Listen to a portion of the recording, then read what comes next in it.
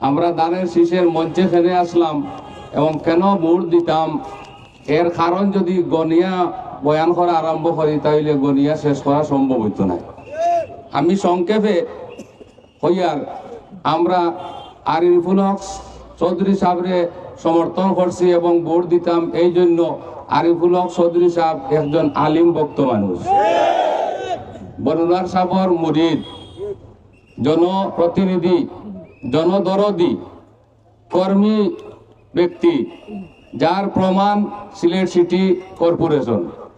এরপরে আরিফুল হক সাহেবরে ভোট দিয়া আমরা এই কথা প্রমাণ করতাম এই বছর গোটা বাংলাদেশ সিলেট তথা সিলেট ৬ আসনের জনগণ মওদুদিবাদী, আম্বিয়া বিদ্বেষী, সাহাবা বিদ্বেষীকে চায় না, এই কথা প্রমাণ করতাম আমরা।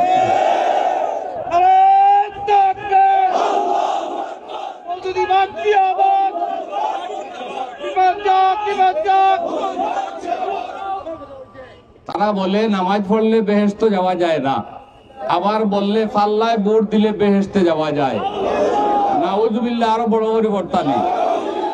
নামাজ পড়লে বেহেশতে যায় না, ফাল্লাত ভোট দিলে বেহেশতে যাওয়া যায়। এই বুকার দল ধর্ম ব্যবসায়ীটা ধর্ম নিয়ে ব্যবসা আরম্ভ করছে তারা। এদেরকে এই দেশ থেকে প্রয়োজনে বাহির করার প্রয়োজন। তাদের ইসলামে রোজা এবং পূজাকে সমান মনে করে। রোজা ইসলামের অত বড় একটা আপনার বিধান, আর পূজা হিন্দুদের আপনার তাদের উৎসব বা যা কিছু হয়, আর তারা রোজাকে পূজার সঙ্গে সমান করে। এই ইসলাম হইল তাদের। আবার ইসলামী দল দাবি করে আর বলে শরিয়া ভিত্তিক কোনো আইন সংসদে পাস করা হবে না।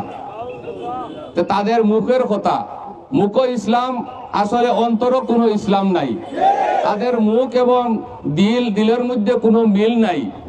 এই জন্য আমরা আজকে এইবার দানের শেষে দলমত নির্বিশেষে সবাইকে ভোট দেওয়ার জন্য আবদার জানাইতেছি। আরো আছে আমাদের, বিশেষ করে হরিপুরবাসীর বিরুদ্ধে তাদের যে অবস্থান, গতদিনে এই পাল্লার কান্ডারিদের যে অবস্থান, আমাদের মানুষে বলে যে আপনার বিপদের বন্ধু প্রকৃত বন্ধু। আমাদের উপর যখন বিপদ আসছিল তখন তারা ফেসবুকের মাধ্যমে আরো অনেক কিছুর মাধ্যমে আমাদেরকে নিয়ে হাসি ঠাট্টা করছে কিনা করছে। হরিপুরবাসীকে দিয়ে হাসি ঠাট্টা করছে, আর কোন দলের মানুষে করছে নি? আওয়ামী লীগের মানুষে করছে নি? আপনার জাতীয় পার্টির মানুষে করছে নি? একমাত্র কোন দলের মানুষে করছে? এই জমাতের চেলারা। এরা আমার আব্বা রহমতুল্লাহ তাআলার গাড়িতে পাথর নিক্ষেপ করছে, ডিল মারছে।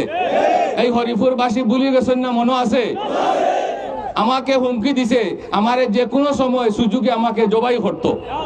এই কথা আপনাদের অন্তর থাকবো, ভোটের দিন না ভুলে যাইবা। এই জন্য আপনার কাছে আমার আবদার, আমরার আবদার, উলামায়ে কেরামহলর আবদার, এই বছর অন্তত পক্ষে আমরা জনাব আরিফুল হক চৌধুরী সাহেবরে দানের শীষে ভোট দিয়া, একটা ভোট দিয়া নির্বাচিত করার আবদার রাখিয়া আমি আমার কথা শেষ করলাম।